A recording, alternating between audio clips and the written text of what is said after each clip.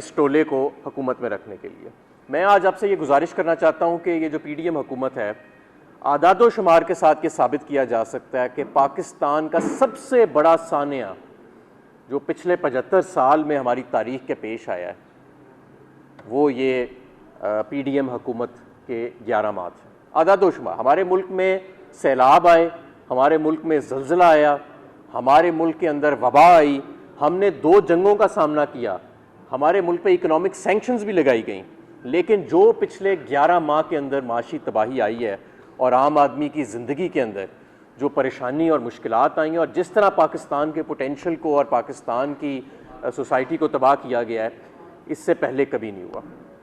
आज interbank market के अंदर इस वक्त जो रेट जा रहा है, अभी कोई पता नहीं लगता, 10-10 रुपये की वेरिएशन आ रही है एक मिनट के बाद। इस वक्त 278 रुपये रेट जा रहा है, इस वक्त 2-2:15 बजे हैं, और ओपन मार्केट में 310 रुपये के करीब रेट बताया जा रहा है।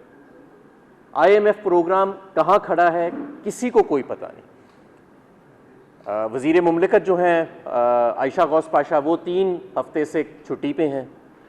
वज़ीर ख़जाना टीवी पे अब नहीं आते, और वज़ीर आज़म इस मुल्क के जो मुसल्लत किए गए हैं वो मईशत के हवाले से गुफ्तगू करते ही नहीं हैं। इस वक्त तो ज़रूरत ये था कि कौम को इत्मीनान में लिया जाता, मंडियों को इत्मीनान में लिया जाता कि इस मुल्क के साथ क्या हो रहा है, हमारी मईशत जो है वो कहाँ खड़ी। पिछले 11 माह में 62% डिवैल्यूएशन हो चुकी है, 62% सिर्फ 11 माह के अंदर। जब से पाकिस्तान तहरीक इंसाफ हुकूमत गई है, आपका रुपया 100 रुपये से ज़्यादा अपनी कदर इंटर बैंक मार्केट के अंदर खो चुका है, ओपन मार्केट में ज़्यादा है। सिर्फ इस 100 रुपये जो कदर खोने से आपका जो मजमूई कर्जा है वो 14,300 अरब रुपए बढ़ चुका है। इस डिवैल्यूएशन के बाद भी आपकी जो बैरून मुल्क से तरसीलात आती हैं, जो आप हमारे बैरून मुल्क भाई भेजते हैं, वो 2 अरब डॉलर की सतह पे चली गई हैं, 2.8 अरब डॉलर से 800 मिलियन डॉलर का माहाना उनके अंदर कमी आई है। क्यों कमी आई है? क्योंकि आपका ओपन बैंक का और इंटर बैंक मार्केट का जो रेट है उसके अंदर गैप बहुत ज़्यादा रहा है पिछले 11 माह में। एक्सपोर्ट आपकी तबाह हो चुकी है, उनसे तमाम आप जो सहूलतें थी बिजली और गैस के हवाले से वो वापस ऑलरेडी ले चुके हैं। आपकी जो रेटिंग बैनुल अक़वामी इदारों ने की है वो CAA नेगेटिव है।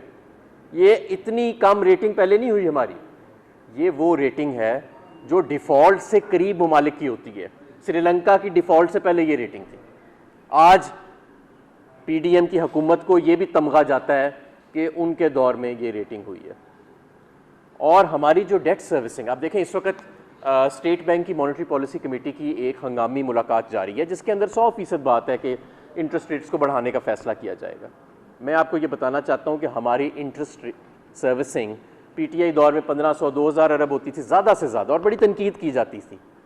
इस वक्त वो 5500 अरब रुपए आपने सिर्फ अपने कर्ज़ों पे सूद अदा करना है, मुकामी कर्ज़ों पे सूद अदा करना, और आपका टोटल टैक्स टारगेट है 7500 अरब रुपए, यानी कि 7500 अरब रुपए जो आपकी वफाकी हुकूमत की आमदन है, जिसमें से आपने सूबों को भी पैसे देने हैं, आपने डिफेंस को पैसे देने हैं, आपने तालीम के लिए, सेहत के लिए पैसे निकालने हैं, और आपने प्रिंसिपल रीपेमेंट करनी है अपनी कर्ज़ों की, उसमें से 5500 अरब रुपया तो आपने सिर्फ अब सूद अदा करना है अपने मुकामी कर्ज़ों के ऊपर।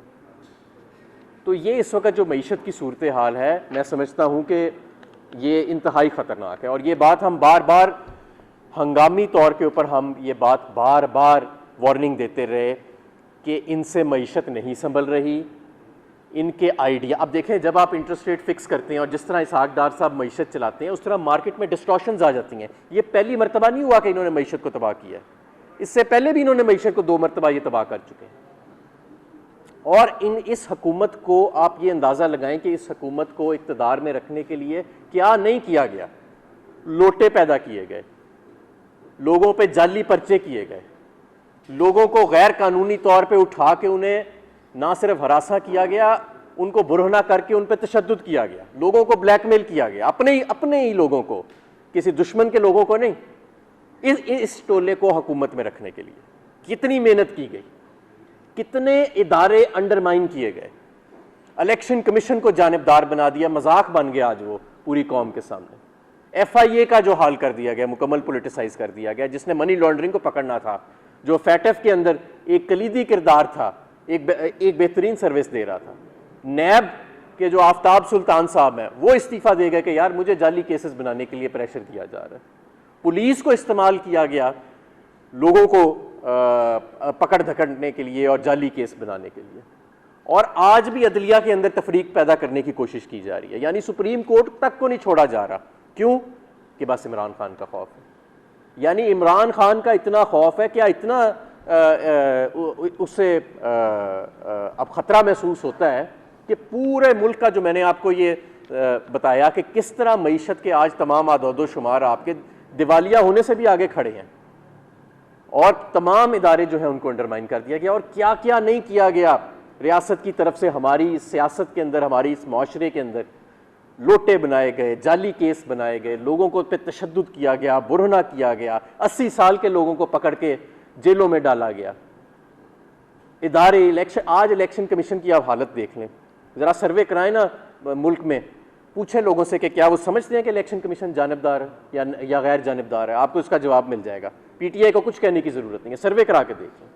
FIA, नैब, पुलिस के रोल के हवाले से देख लें। पुलिस वाले खुद शर्मिंदा हैं कि उनसे किस किस्म के काम करवाए जा रहे हैं।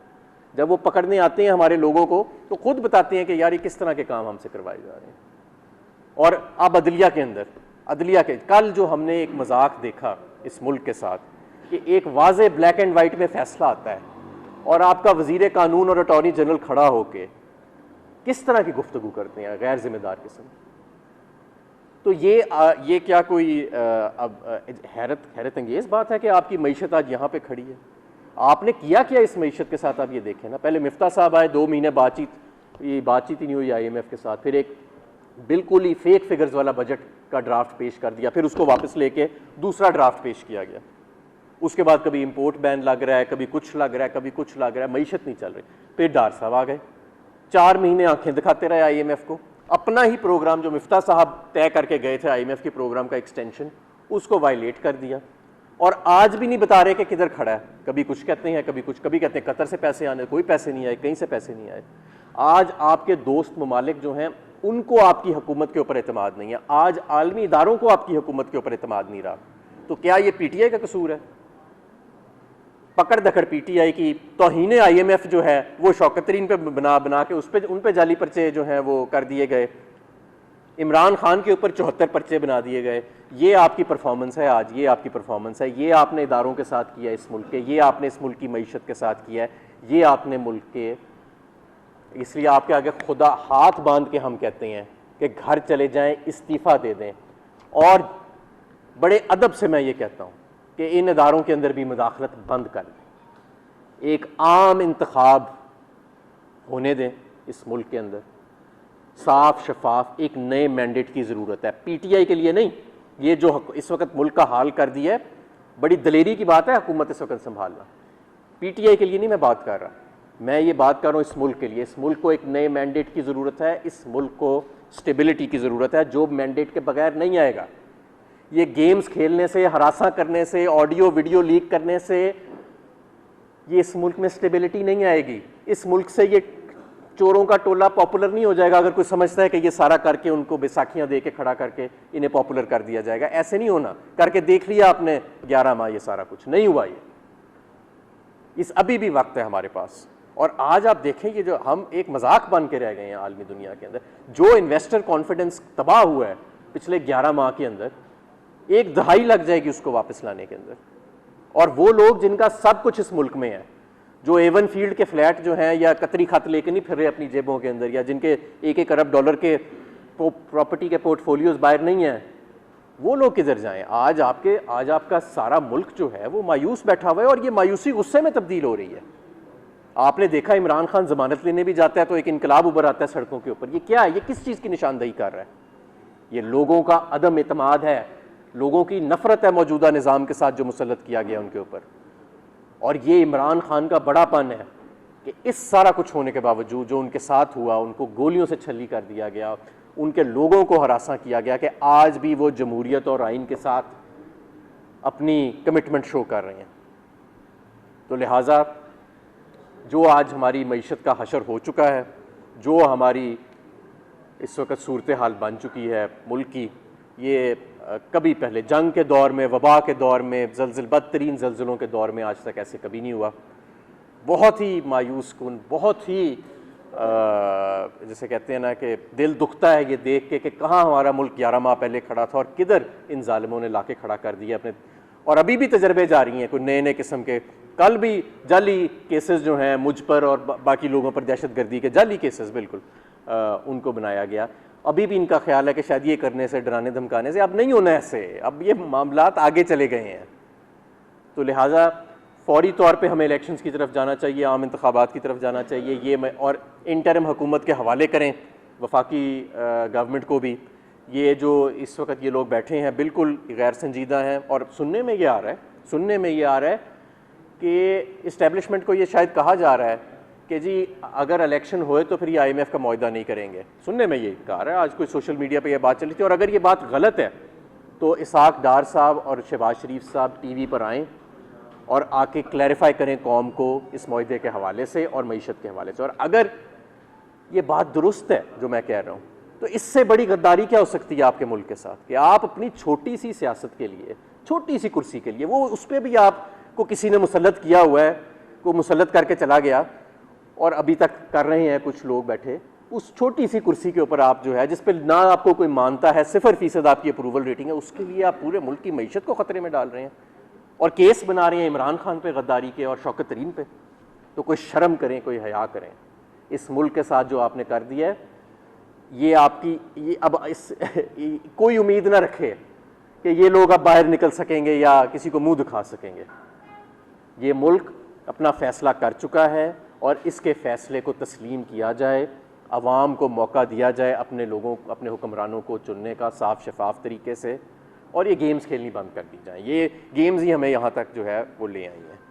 तो मेरा आज मकसद यही था मईशत के ऊपर गुफ्तगू करने का कि मैं आपको बताऊं कि सूरत हाल कहाँ तक पहुँच चुकी है। और इसका हम एक बार, मैं ख़ुद भी, हमारी इकोनॉमिक टीम भी, हम वार्निंग देते रहे हैं कि ये सूरत हाल यहाँ तक आ जाएगी जिस तरह से मुल्क को चलाया जा रहा है। और आज अगर अभी भी हम स्टेबिलिटी की तरफ और आम इंतखाबात की तरफ नहीं जाते तो फिर ये इस मुल्क में आपको किस तरफ इस 22 करोड़ के मुल्क को लेके जा रहे हैं आप?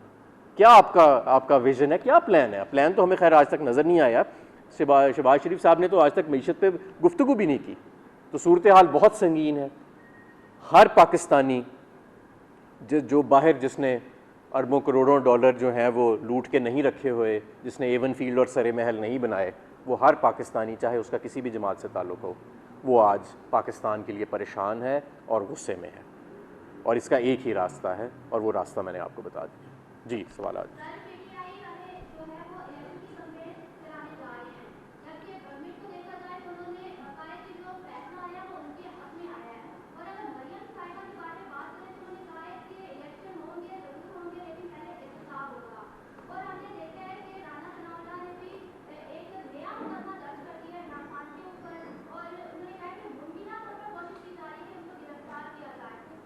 देखें, ये सारे छोटे छोटे प्यादे हैं इस गेम में। अब क्या मरियम, क्या पिद्दी का शोरबा, 4% तो सारी इनकी अप्रूवल रेटिंग है मरियम को मिला के, बाकी सबको।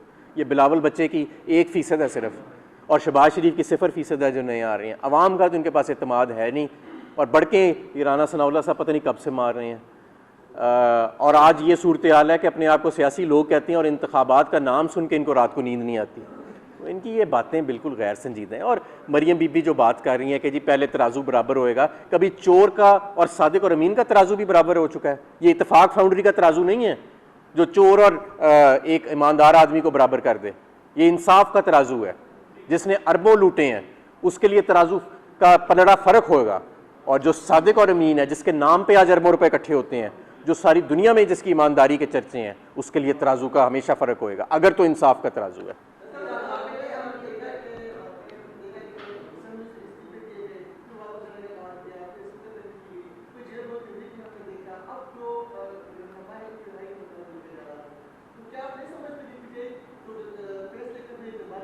बिल्कुल नहीं। देखें, हम इस मुल्क को इलेक्शंस की तरफ ले जाना चाह रहे हैं, और अगर ये मुल्क, मैं आपको दावे से कहता हूँ, अगर ये मुल्क अप्रैल में भी इलेक्शंस की तरफ चला गया होता तो आज शायद आपका रुपया 200 से भी नीचे होता। आज शायद आपकी मईशत 4-5-6% पे ग्रो कर रही होती, शायद इससे भी ज़्यादा पे।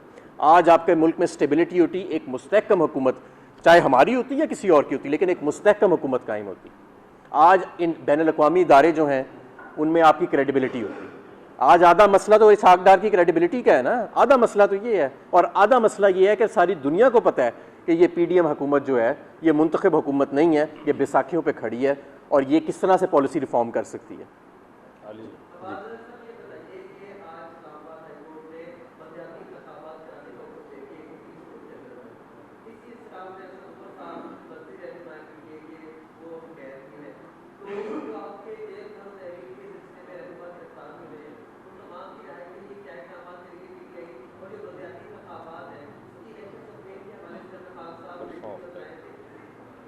हमने लीगल टीम इमरान खान साहब ने तश्कील दे दी है इनकी रिहाई के लिए और इनकी ज़मानत के लिए हम मूव करेंगे तमाम लोगों की। हमारा मकसद था तारीख़ लेना, वो तारीख़ जो है वो अल्हम्दुलिल्लाह आइन और कानून के मुताबिक सुप्रीम कोर्ट ऑफ पाकिस्तान ने दे दी है और इंशाअल्लाह ताला पाकिस्तान तहरीक इंसाफ ये इंश्योर करेगी कि आइन और कानून जो है उसको फॉलो किया जाएगा। इनकी ये आज़म नज़ीर तारड़ जैसे लोगों की बड़कों पे ना जाएं। ये जब इलेक्शन हो गए और तारीख हो गई तो इन्होंने नज़र भी नहीं आना, ये बेचारे तो काउंसलर का इलेक्शन ही जीत सकते।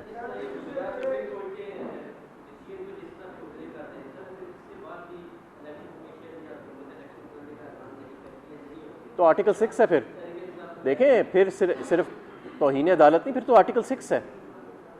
ये आर्टिकल 6 जो है, ये जो कानून आइन में मौजूद है, ये आइन शिकनी के लिए मौजूद है। और इससे बड़ी आइन शिकनी क्या है कि वो ये कह रहे हैं कि जी जज साहिबान ब्लैक एंड वाइट में लिख रहे हैं कि इंतखाबात होंगे और ये कह रहे हैं नहीं जी ये हमारे मुताबिक तो ये जज साहिबान है, जज साहिबान खुद कह रहे हैं। तो ये तो आइन शिकनी है, आर्टिकल 6 है।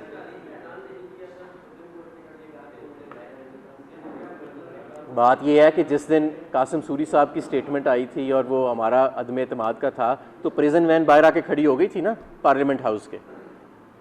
तो ये तो साफ वाज़े तौर पे सुप्रीम कोर्ट का ब्लैक एंड वाइट के अंदर एक फ़ैसला है। अगर इसको तस्लीम नहीं किया जाता तो ये बेचारे थोड़े से हैं, आधी प्रिजन वैन में पूरे आ जाएंगे। बहुत शुक्रिया जी।